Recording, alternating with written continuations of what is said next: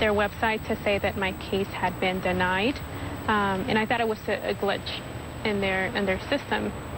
The 28-year-old has been twice granted an immigration benefit known as Deferred Action for Childhood Arrivals, or DACA. She says she applied for a second renewal in December, but when months passed without an answer, she began to wonder if something was wrong. Not only was my DACA renewal denied, but my current work permit was terminated. Jessica Collatal was born in Mexico. She was brought to the United States by her parents when she was 11 years old. The family had no legal status. She had been living a normal life and attending school until one day in the spring of 2010 when she was caught driving without a license. Collatal, then 21, was stopped at Kennesaw State University north of Atlanta for a traffic violation. When she couldn't produce a valid driver's license, she was turned over to immigration authorities who put her in an Alabama detention center for 37 days. Her case made headlines, and her ordeal made her a central figure for immigration activists.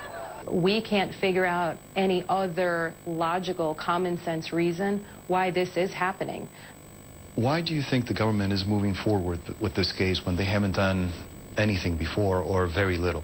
We think there's a possibility that they're looking to either, I don't know, make an example or try to see how they can look into valid DACA status and in terms of revoking the status of other individuals in a similar position as Jessica.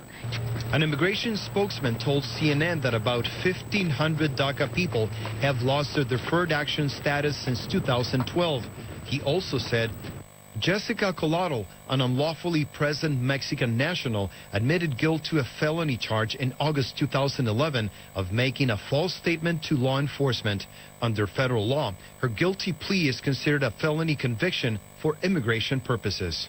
But her attorney contends there was never a guilty plea and is headed to court. There has to be a formal plea of guilt before the judge. There has to be a formal finding of a conviction or a guilty plea by a jury, by the judge. There was none of that. What do you say to people who say she is in the country illegally? Right. She doesn't have a right to be here anyways. What do you say to them? Well, I was brought to the U.S. when I was 11 years old through no fault of my own. Her attorney has filed an emergency motion to avoid deportation, but there are no assurances that her next court appointment won't be her last. Rafael Romo, CNN Atlanta.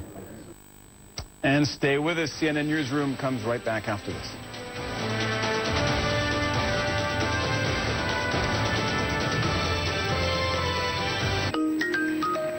An island